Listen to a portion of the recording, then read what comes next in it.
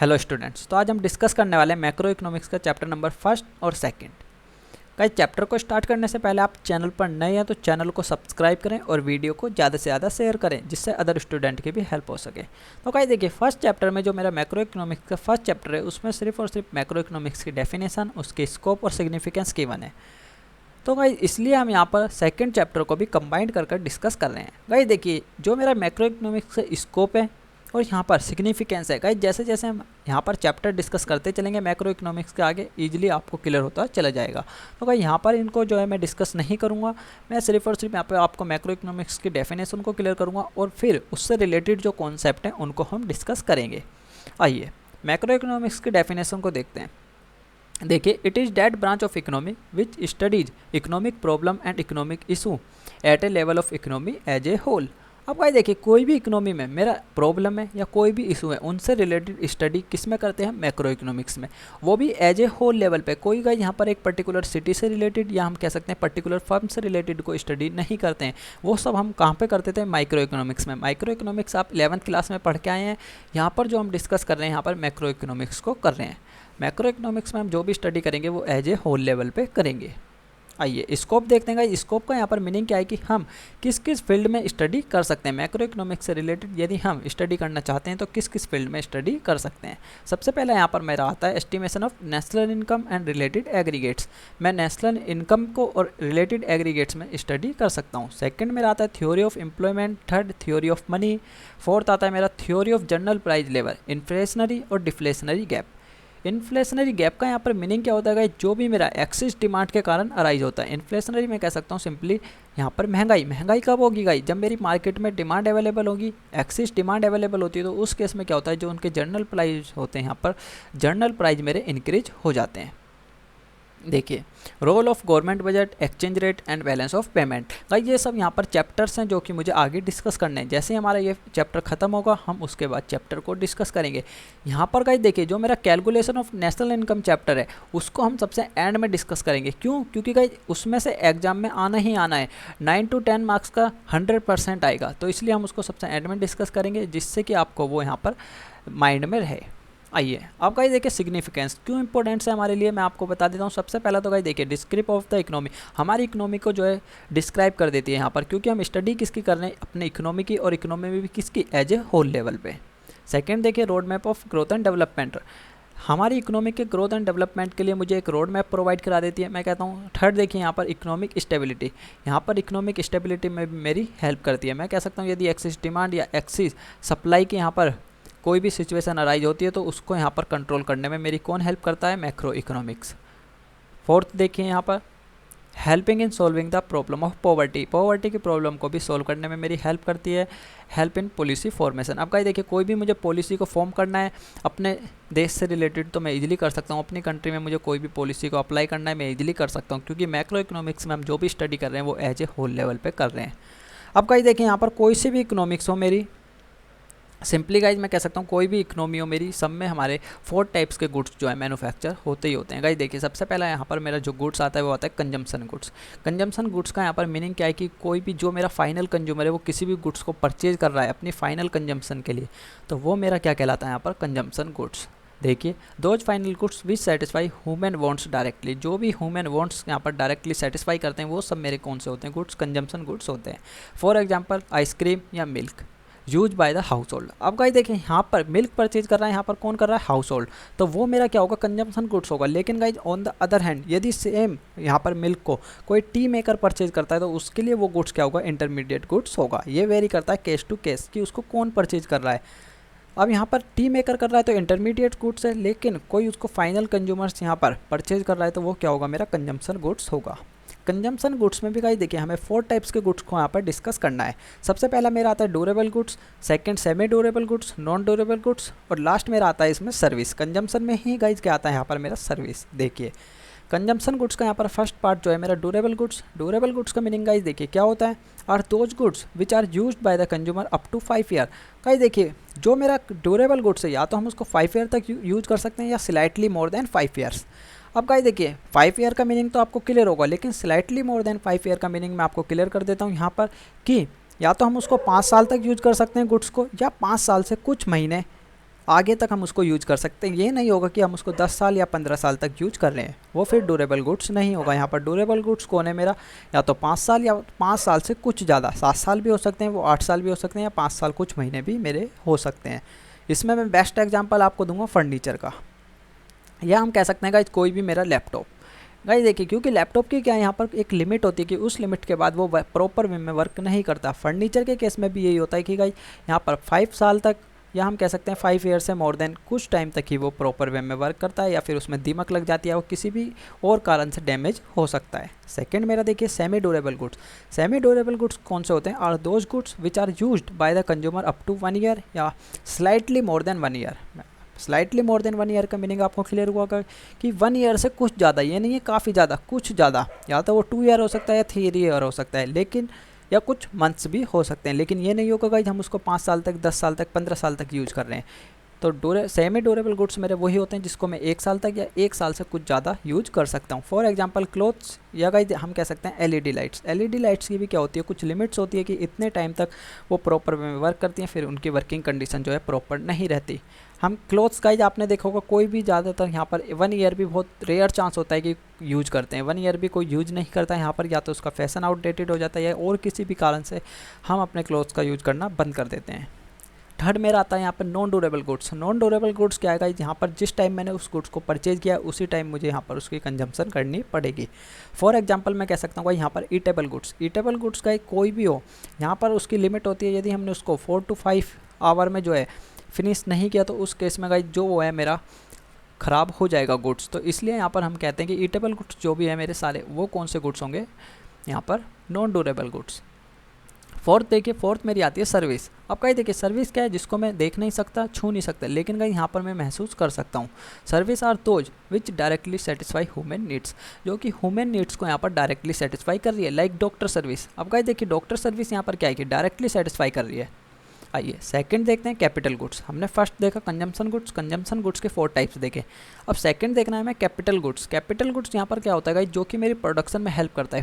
Further जो यदि मुझे प्रोडक्शन करना है तो उस केस में मुझे कैपिटल गुड्स का मैं यूज करता हूँ। मैं कह सकता हूँ जो मेरे कैपिटल गुड्स हैं यहाँ पर गाइस, मैं किस लिए, यहाँ पर मेन मोटिव क्या है, मेरा प्रॉफिट को अर्न करना है। कैपिटल गुड्स का यूज करके मैं यहाँ पर प्रॉफिट को अर्न करता हूँ, और जो मेरे कैपिटल गुड्स हैं वो मेरे प्रोड्यूसर की यहाँ पर क्या होती हैं, असेट्स होती हैं। देखिए those final goods which help in production, these goods are used for gathering income. यहाँ पर क्या है, सॉरी गाइस, जनरेटिंग इनकम। यहाँ पर हम जो भी उस कैपिटल गुड्स का यहाँ पर यूज कर रहे हैं वो किसको जनरेट करने के लिए कर रहे हैं, इनकम को। Those goods are fix assets of the producer, जो मेरा प्रोड्यूसर है उसकी क्या होती हैं, fix assets like plant and machinery. आइए थर्ड टाइप्स का यहाँ पर आता है मेरा फाइनल गुड्स। फाइनल गुड्स का यहाँ पर गाइस सिंपली मैं मीनिंग कह सकता हूँ कि जो मेरा प्रोडक्शन की बाउंड्री लाइन थी उसको यहाँ पर क्रॉस कर चुका है, अब उसमें कोई हमें फर्दर प्रोडक्शन नहीं करना है, वो फाइनली कंज्यूमर के पास अवेलेबल हो सकता है। किसके लिए, फाइनल कंजम्पशन के लिए। देखिए use other for final consumption और फॉर इन्वेस्टमेंट। फाइनल गुड्स का हम या तो कंजम्पशन के लिए यूज कर सकते हैं, या हम उसको इन्वेस्टमेंट के लिए भी यूज कर सकते हैं। ये final user is ready to use this goods. मैंने आपको बताया कि जो हमारा फाइनल कंज्यूमर है वो उस गुड्स को यूज करने के लिए रेडी है, क्योंकि वहाँ पर जो है मेरी प्रोडक्शन बाउंड्री लाइन को वो क्रॉस कर चुका है। देखिए no value added of these goods like laptop. Guys देखिए जो मेरे पास फाइनल लैपटॉप यहाँ पर अवेलेबल होता है, अब उसमें गाइस और जो फर्दर कॉस्ट वहाँ पर इंक्लूड नहीं होनी है, उसमें जो MRP वहाँ पर मेरी बॉक्स पे मेंशन है उसी को मुझे पे करना होता है। यहाँ पर अब MRP से जो एक्स्ट्रा कोई भी चार्जेस वहाँ पे ऐड नहीं होता, तो इसलिए क्या कह रहा है यहाँ पर, no value added of these goods. Fourth type का जो मेरा गुड्स आता है गाइस, देखिए यहाँ पर आता है इंटरमीडिएट गुड्स। इंटरमीडिएट गुड्स का यहाँ पर मीन क्या है गाइस, कि जो मेरा गुड्स है वो प्रोडक्शन की बाउंड्री लाइन को क्रॉस नहीं की है उसने। अब गाइस देखिए फॉर एग्जांपल यहाँ पर रॉ मटेरियल की गाइस जब तक वो फिनिश गुड्स में कन्वर्ट नहीं होगा उसकी प्रोडक्शन लाइन जो है, मैं कह सकता हूँ प्रोडक्शन बाउंड्री जो है वहाँ पर क्रॉस नहीं होगी। देखिए use as raw material for further production और for resale in the same year. या तो हम उसको फर्दर प्रोडक्शन में यूज करेंगे, या गाइस देखिए हम रीसेल के पर्पज से भी उसको यूज कर सकते हैं। मैंने जैसे आपको बताया था कि यदि कोई भी टी मेकर मिल्क को परचेज कर रहा है तो उसका यहाँ पर क्या मोटिव है, यहाँ पर फर्दर प्रोडक्शन उसका मोटिव है, वो टी को मेक करेगा उसके बाद एंड देन सेल करेगा। देखिए this goods do not fulfil the needs for Mankind directly. यहाँ पर जो मेरी मैनकाइंड की नीड होती है उसको डायरेक्टली सेटिस्फाई नहीं करता, कौन, intermediate goods. Value edit in these goods like raw material. मैंने आपको बताया कि इनमें गाइस वैल्यू एडिट होती है, जब तक रॉ मटेरियल जैसे ही फिनिश गुड्स में कन्वर्ट होगा उसमें जो है एक्स्ट्रा चार्जेस जो होते हैं वो सब ऐड कर दिए जाते हैं। जो मेरी फर्दर प्रोडक्शन की कॉस्ट है, जो मेरी जीएसटी मुझे पे करनी पड़ी, जो मुझे वेजेस पे करनी पड़ रही है अपने वर्कर को, वो सब गाइस क्या होती है यहाँ पर जो मेरा फाइनल गुड्स है उसमें ऐड कर दी जाती है। मैं सिंपली कह सकता हूँ फाइनल प्रोडक्ट में मेरी ऐड कर दी जाती हैं। देखिए नेक्स्ट टॉपिक यहाँ पर आता है, मुझे इन्वेस्टमेंट डिस्कस करनी है। अब गाइस देखिए इन्वेस्टमेंट का यहाँ पर मीनिंग क्या है कि हमारा जो फिजिकल स्टॉक अवेलेबल है उसमें गाइज क्या हुआ कि मेरा इंक्रीज हो गया। सिंपली मैं कह सकता हूँ increase in physical stock of capital. जो मेरा फिजिकल स्टॉक ऑफ कैपिटल है वो इंक्रीज हो गया है, वही मेरी क्या कहलाती है इन्वेस्टमेंट। फॉर एग्जांपल गाइज देखिए यहाँ पर मैं कह सकता हूँ मेरे पास 1 लाख की जो है यहाँ पर असेट्स अवेलेबल थी। अब गाइज देखिए यहाँ पर मैंने क्या करा 1 लाख की और असेट्स जो है परचेज कर दिया। मैं कह सकता हूँ सिंपली मैंने उसमें इन्वेस्टमेंट कर दिया। तो यहाँ पर मेरे पास जो असेट्स अवेलेबल होगी फाइनली कितने की होगी 2 लाख की। तो यहाँ पर क्या हुआ कि ये 1 लाख से इंक्रीज हो गई, यही मेरी क्या कहलाती है इन्वेस्टमेंट। देखिए it is also known as capital formation. इसको गाइज अदर नेम से हम किससे जानते हैं, कैपिटल फॉर्मेशन। आपसे एमसीक्यू में पूछ सकता है तो इसलिए इसको ध्यान रखिएगा। अब कहीं देखिए इन्वेस्टमेंट में मेरी 2 टाइप्स की असेट्स आती हैं। फर्स्ट आती है यहाँ पर फिक्स इन्वेस्टमेंट, सेकंड आती है इन्वेंट्री इन्वेस्टमेंट। अब गाइस देखिए फिक्स इन्वेस्टमेंट क्या होगी मेरी, यहाँ जहाँ पर मैं फिक्स असेट्स में पैसे को इन्वेस्ट कर रहा हूँ like plant and machinery. Inventory में क्या होगा गाइस, मैं कोई भी रॉ मटेरियल परचेज कर रहा हूँ या कोई भी ऐसा प्रोडक्ट परचेज कर रहा हूँ जो कि मेरे फर्दर प्रोडक्शन में यूज होगा। तो गाइस वहाँ पे मैं कह सकता हूँ इन्वेंट्री में मैंने पैसे को इन्वेस्ट किया है। देखिए increase in the fixed capital stock is called fix investment like plant and machinery. Inventory investment कौन सी होगी गाइस, देखिए increase in the inventory stock is called inventory investment. यहाँ पर गाइज कौन सा स्टॉक मेरा इंक्रीज हो रहा है, इन्वेंट्री स्टॉक इंक्रीज हो रहा है। और फिक्स इन्वेस्टमेंट में गाइज देखिए कौन इंक्रीज हो रहा है, यहाँ पर मेरा फिक्स कैपिटल स्टॉक। ध्यान रखिएगा दोनों चीज़। आइए अब गाइज देखिए इन्वेस्टमेंट में यहाँ पर मेरा जो टाइप्स आता है, यहाँ पर ग्रॉस इन्वेस्टमेंट होती है और एक होती है मेरी net investment.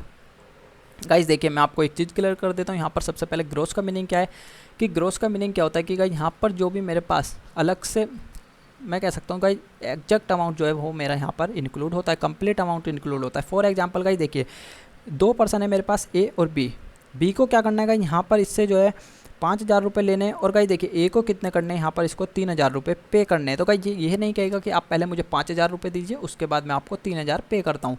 Guys simply B क्या कहेगा कि आप मुझे नेट अमाउंट बताइए आपको मुझे कितना पे करना है। तो गाइज ये सिंपली क्या कहेगा 5,000 देने हैं आपसे, 3,000 लेने हैं। तो आप ऐसा कीजिए 2,000 रुपये जो है यहाँ पर ले लीजिए। आपको नेट अमाउंट का ही देखिए मेरा कितना है 2,000, जो कि मैं सेटल कर रहा हूँ यहाँ पर। तो गाइस यही होता है सिंपली मेरा। देखिए ग्रॉस इन्वेस्टमेंट जो होती है, मैं सिंपली यहाँ पर मीनिंग क्या है कि उसमें डेप्रिसिएशन मेरा इंक्लूड होता है। देखिए increase in physical stock of capital during a period of time it's include depreciation. जो मेरी इन्वेस्टमेंट मेरे पास अवेलेबल है उसमें डेप्रिसिएशन इंक्लूड होता है। फॉर एग्जाम्पल गाइस देखिए कोई भी मैंने 1 लाख की यहाँ पर असेट्स परचेज की। अब गाइस देखिए उस पर क्या होगा, ईयर के एंड में डेप्रिसिएशन लगेगा। आपने अकाउंट्स में पढ़ा होगा कि डेप्रिसिएशन जो है मेरा फिक्स असेट्स पे यहाँ पर चार्ज होता है। फॉर एग्जांपल गाइस मान के चलते हैं कि हम 10% जो है डेप्रिसिएशन चार्ज कर रहे हैं। तो गाइस देखिए यहाँ पर कितना हो जाएगा, 10 के मुझे डेप्रिसिएशन चार्ज करना पड़ेगा। तो एट द एंड कितनी बचेगी गाइस, ये मेरी 90K की यहाँ पर असेट्स मेरे पास अवेलेबल है। कब, मंथ ईयर के एंड्स में। तो यहाँ पर गाइस देखिए जो मेरी ये इन्वेस्टमेंट है 1 लाख की, ये क्या कहलाएगी यहाँ पर मेरी ग्रॉस इन्वेस्टमेंट। और गाइस देखिए जो डेप्रिसिएशन को माइनस करने के बाद आई है ये मेरी क्या कहलाती है यहाँ पर नेट इन्वेस्टमेंट। तो ये चीज़ आपको क्लियर होनी चाहिए। नेट इन्वेस्टमेंट जो होगी उसमें मेरा डेप्रिसिएशन इंक्लूड नहीं होगा और जो ग्रॉस इन्वेस्टमेंट होगी उसमें डेप्रिसिएशन इंक्लूड होगा। देखिए यहाँ पे कह भी रखा है नेट इन्वेस्टमेंट प्लस डेप्रिसिएशन। आइए गाइस देखिए नेट इन्वेस्टमेंट क्या होती है, जिसमें से हम डेप्रिसिएशन को क्या करते हैं, एक्सक्लूड कर देते हैं, या मैं सिंपली कह सकता हूँ सब्ट्रैक्ट कर देते हैं। देखिए net investment is equal to कितनी, ग्रॉस इन्वेस्टमेंट माइनस डेप्रिसिएशन। मैं आपको ये चीज़ क्लियर कर चुका हूँ। यदि स्टार्टिंग में मेरे पास 1 लाख की असेट्स अवेलेबल थी और उसमें 10K का मैं डेप्रिसिएशन लगा रहा हूँ, तो गाइस देखिए लास्ट में कितनी बचेगी 90K। और 90K का यहाँ पर ये मेरी कितनी है, नेट है। और जो स्टार्टिंग में मेरे पास इन्वेस्टमेंट अवेलेबल थी ये गाइस मेरी कौन सी, ग्रॉस है। ये सब चीज़ें आपको ईजिली क्लियर होनी चाहिए। अब गाइस नेट और ग्रॉस का यहाँ पर आपको मीनिंग क्लियर हुआ होगा। सिर्फ और सिर्फ आपको क्या ध्यान रखना है, जो मेरी ग्रॉस है उसमें डेप्रिसिएशन इंक्लूड होता है और जो नेट है उसमें डेप्रिसिएशन इंक्लूड नहीं होता। आइए अब गाइस देखिए डेप्रिसिएशन का कॉन्सेप्ट को डिस्कस करते हैं। यहाँ पर डेप्रिसिएशन का मीनिंग क्या है गाइस, मैं कह सकता हूँ fall in the value of fix assets. जो मेरे पास फिक्स असेट्स अवेलेबल है उसकी वैल्यू में क्या हुआ, फॉल हो गया। अब गाइस देखिए फॉल किसी भी कारण से हो सकता है, यहाँ पर जो उसकी वैल्यू में फॉल हुआ है वो किसी भी कारण से हो सकता है। देखिए depreciation means fall in the value of fix capital goods due to normal wear and tier.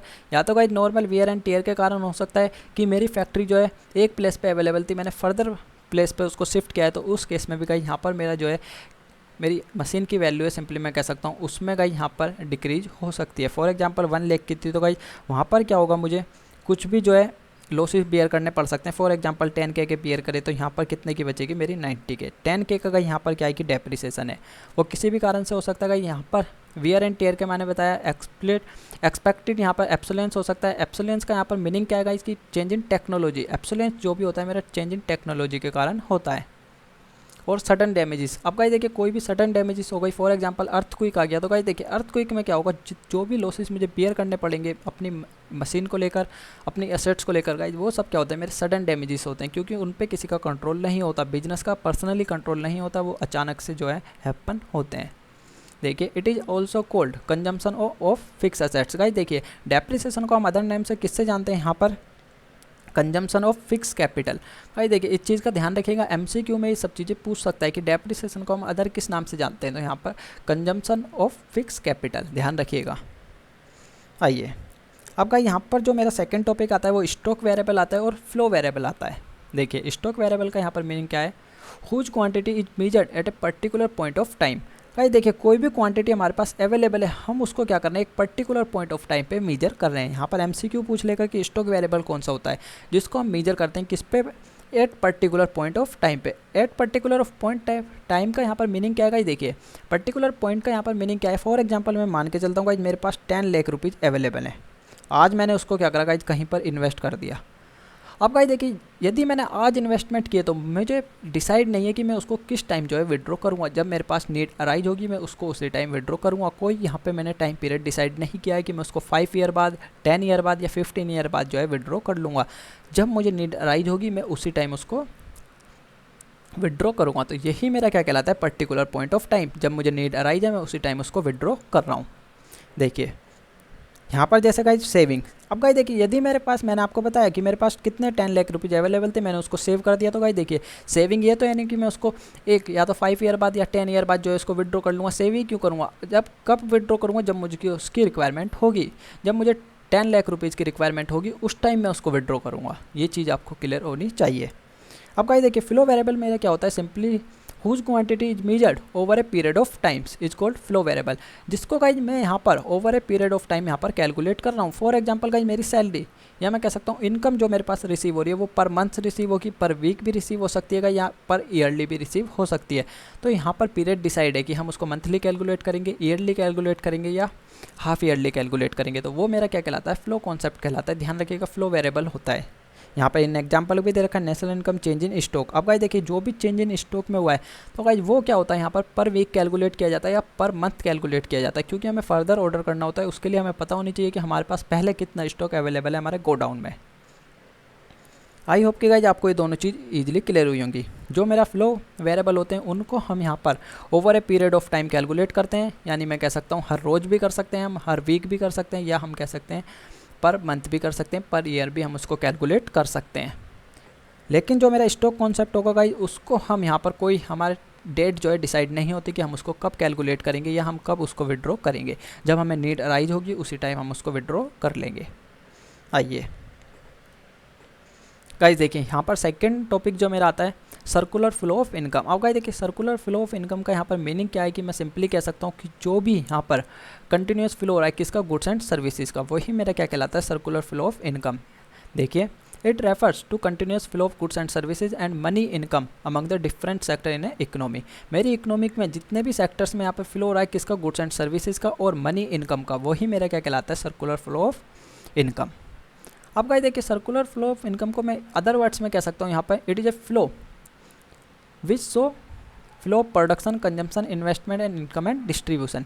जो मेरा यहाँ पर प्रोडक्शन का फ्लो हो रहा है या मैं कह सकता हूँ कंजम्पशन का फ्लो या इन्वेस्टमेंट या इनकम एंड डिस्ट्रीब्यूशन, इन सब चीज़ का गाइस जो भी मेरा फ्लो हो रहा है मेरी इकोनॉमिक में वही मेरा क्या कहलाता है सर्कुलर फ्लो। अब गाइस देखिए यहाँ पर मेरे 2 टाइप्स के सर्कुलर फ्लो मेरे पास अवेलेबल होते हैं। सबसे पहला आता है मेरा रियल फ्लो, सेकेंड आता है मेरा मनी फ्लो। अब गाइस देखिए रियल फ्लो का मीन्स क्या है, यहाँ पर जो मेरा शो करता है किसको, गुड्स एंड सर्विसेज के फ्लो को। देखिए it is that flow which show the flow of goods and services. देखिए गुड्स एंड सर्विसेज के केस में क्या होगा, यहाँ पर 2 मेरे सेक्टर अवेलेबल होते हैं। फर्स्ट सेक्टर मेरा आता है हाउस होल्ड, सेकेंड सेक्टर आता है मेरा फर्म। हम यहाँ पर जो भी डिस्कस कर रहे हैं 2 सेक्टर इकोनॉमी के पॉइंट ऑफ व्यू से डिस्कस कर रहे हैं। देखिए तो गाइस देखिए फर्स्ट में क्या होगा, मेरा हाउस होल्ड होंगे और फर्म्स होगी। अब गाइस देखिए जो मेरा हाउस होल्ड है ये फर्म को क्या अवेलेबल करा रहा है, यहाँ पे फैक्टर सर्विस यहाँ पर अवेलेबल करा रहे हैं। कौन? House hold. कौन गाइस? यहाँ पर मैं कह सकता हूँ लैंड, लेबर या कैपिटल यहाँ पर अवेलेबल करा रहे हैं। लेकिन गाइस देखिए फर्म भी उसके बदले में क्या प्रोवाइड करा रही है, इनको गुड्स एंड सर्विसेज प्रोवाइड करा रही है। गुड्स यहाँ पर जो मेरा पीपल है वो अपनी कंजम्पशन के लिए किसी भी चीज़ को परचेज कर रहे हैं, तो वो यहाँ पर क्या है कि गुड्स यहाँ पर हम कह सकते हैं गाइस कोई भी मेरा सब्जेक्ट मैटर है जिसको हम मनी में मेजर कर सकते हैं, वो सब क्या कहलाते हैं यहाँ पर गुड्स। सर्विस की डेफिनेशन मैं आपको क्लियर कर चुका हूँ। सेकंड गाइस देखिए यहाँ पर आता है मेरा मनी फ्लो। मनी फ्लो के केस में गाइस क्या होता है कि जो भी हम एक्सपेंडिचर कर रहे हैं किस पे, गुड्स एंड सर्विसेज पे, वो सब क्या कहलाते हैं यहाँ पर मनी फ्लो, कि हम जो भी गुड्स एंड सर्विसेज को परचेज करने के लिए उन पे एक्सपेंडिचर कर रहे हैं। आइए अब गाइस देखिए यहाँ पर अगेन वही टू इकोनॉमिक सेक्टर के बारे में डिस्कस करने का। देखिए सब फर्स्ट मेरा हाउस होल्ड है, सेकंड कौन है? फर्म्स। अब गाइस देखिए हाउस होल्ड यहाँ पर क्या करता है कि फैक्टर सर्विस पहले अवेलेबल कराता है, किसको? फर्म्स को। For example land and labour.